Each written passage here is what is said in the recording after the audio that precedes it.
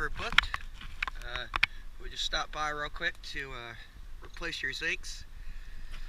These are the old ones. They were in good shape, but they were not put on, or something happened and they were ramming into the strut. That's where that line comes from.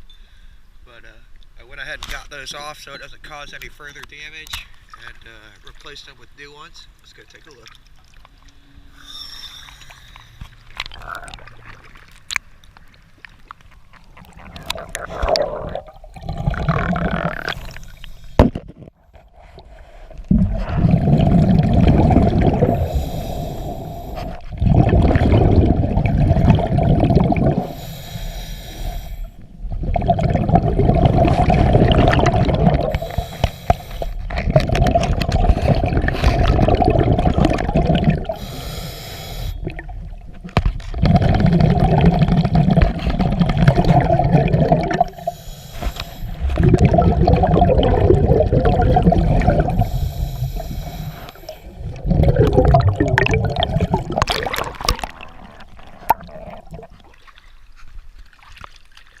Diving, thank you very much.